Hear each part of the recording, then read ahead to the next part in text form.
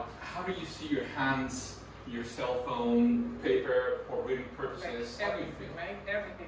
My nails. Actually, one day I was in the bathroom looking at myself. I'm like, oh my God, I'm so beautiful.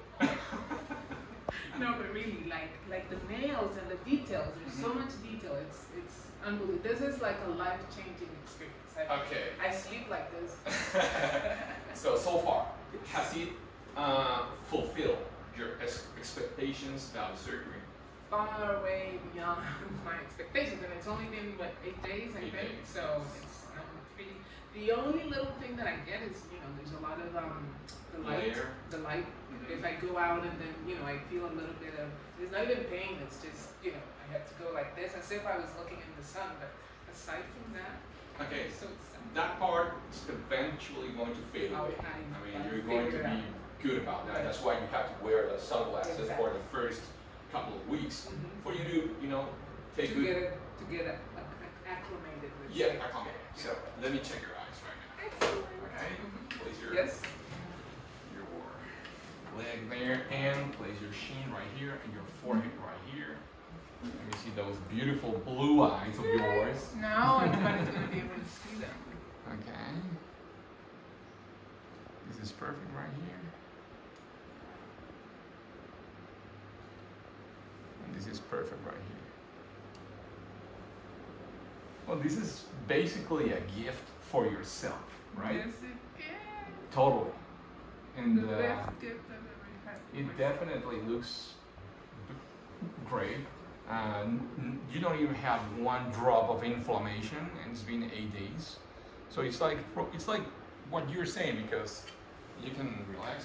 Most of the time, what I want to see is the same thing that the patient is telling me. That's what I want to see in the eyes. Okay, if I see the eyes like really good, but the patient is not feeling well, that's something you don't want to see. Right. Because something it's off there. And sometimes I feel like, okay, I have something in the eye, but I don't even touch it. I go like this or like that, and then it goes away. Yeah, the way we do the surgery is in the upper part of the eye. So there's a 2 millimeter incision, and scar tissue is going to start maybe that's happening. what I'm feeling. What you're feeling right now, it's every time your eyelid goes in front of the cornea, you get to feel that scarring tissue being formed.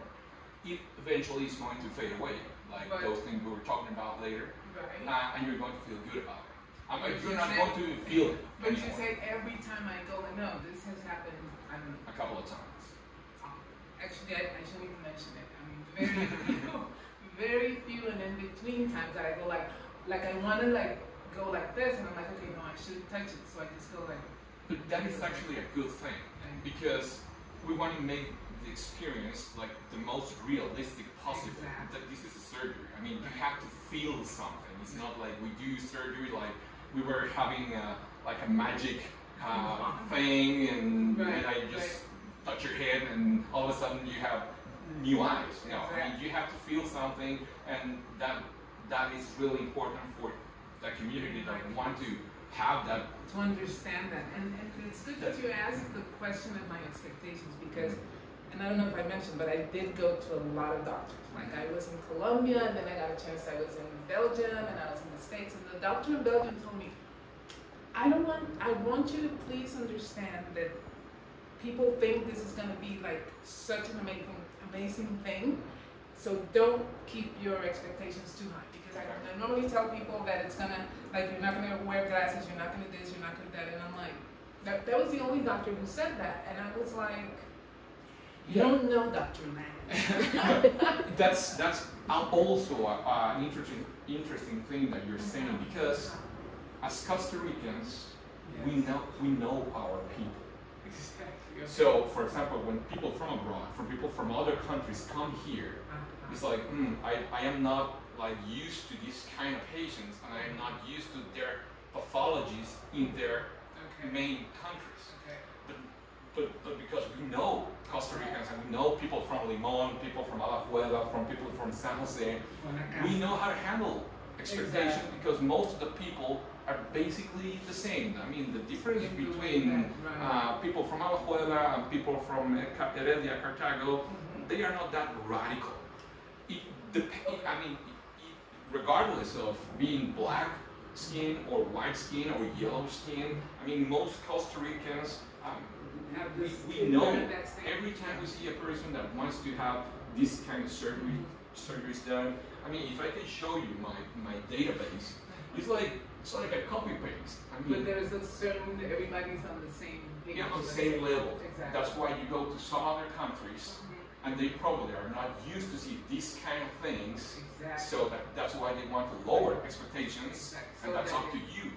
The point is that if you were to have those surgeries in Belgium or in Colombia, the expectations that they told you will be lower, but at the end of the day, when you get your surgery done, it's like, no, doctor, my expectations are not here right now, are like right here, because I feel totally different, and that will be a life-changing experience for the physician.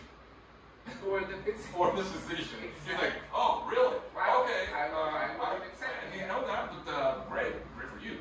This is a one thing that I think is that, for example, this one doctor was saying, oh, you need the ones that are called Comfort, right, and from some other brand. And she's like, so at the end, you probably will be wearing glasses. I'm like, well, when I went to my doctor, man, he showed me that there are many, many, many different types of lenses, which, I mean, with different costs and different, for different needs that depend on what you're interested in. Am I interested in seeing this far or far away? So, but the ones where I could get all those three, the expectations are at 95%. They say, well, that's my point, because, you know, then if it doesn't happen, then you will probably have to wear glasses. And I'm like, yeah. Okay. Not every ophthalmologist has a special curriculum in intraocular lenses. So that's something. And that's what it seemed like. Yeah, not all the ophthalmologists are the same ophthalmologists. I mean, you can find ophthalmologists that they don't do any type of surgery. They don't do specific. They don't do surgery. There's one kind of ophthalmologist that they just see you and they send you to the surgeon or to the other specialist. Exactly. There's people that only do retina surgery. There's people that only do strabismus. But not all the ophthalmologists are the same. People don't know that. People think that, oh, every ophthalmologist should do the same thing, because that would be like the most logical thing to understand. But no, that's not the way it is. If you want to have this kind of surgery, you have to make sure that the ophthalmologist have enough experience doing this kind of surgeries, and that his specialty has IOLs in between. In my case, this is one of my major specialties, intraocular lenses, glaucoma and cataract surgery. So that's why I tend to see things different than some other ophthalmologists that don't have the same experience. So I'm glad you feel. You made a good comment. You said IOLs and cataracts. So cataracts are not specifically only for IOLs, or IOL. Well, in my case, I don't have cataracts. I understand, but I thought IOLs were the only solution for cataracts. Yeah, the only solution for cataracts right now is intraocular lens surgery. Okay? But if the person doesn't have like mature cataracts, or has mild cataracts, or doesn't have any cataract at all, but it's over 40 years of age and is a candidate for this kind of surgery, the person can undergo that kind of surgery. So not the same intraocular lenses we're going to use for your purposes for like mature cataract surgery. Because when people go blind because of cataracts, I cannot guarantee that they are going to have your outcome. So that's why we don't want to have people blind because of cataract surgery, because because of cataracts. Because when they come here, they say, "Oh, my neighbor Chantal, she got her surgery done, and he's glasses free. I want to have that surgery exact same." And I cannot guarantee a person that has really bad vision that they are going to have the same outcome that you're having, because you came here in a good moment that you could. Before it could have been. Yes, I mean you got to choose the intraocular lenses that fit you. Of course, with my help, and at the end, it was the right decision, because that's what you feel right now. Which brings me to the last question, which is, many people tell me, you got both eyes done on the same day, and yes, I also had doctors that said, oh, no. Actually, Belgium says, no, that's illegal, we can't even do that. We gotta do one first and then the other. Some countries have their own legal background and they have to stick to it. Okay, Costa Rica is not right there. I mean, there's a lot of. Leaving the legal aside, what would be the reasons for saying yes, you're a candidate to do it like mine, both at the same time, or no, I'd rather have you do one first and then the other? Okay, it would depend on the case. For example, when we have people from Limon, from far places, right. We just want to have them get their surgery with both eyes the same moment because of the distance. And sometimes people say, doctor, it took me 5 hours, 7 hours to get here. I cannot find an ophthalmologist somewhere else. Your surgery is different because the expectation is for you to be glasses free. Okay? So if I do one surgery at a time, you might not feel comfortable because one eye would have a different vision and the other eye had a different be like not walking well, right? We have a protocol for people in both eyes. I mean, we do surgery in both eyes, but not with the same instruments, not with the same things. I mean, it's like you came here 2 times. As if you came here 2 times. It's like we do one surgery, we throw old things away, we change everything new, and we do another surgery. Doing the surgery with the same instruments, that might be some issue there.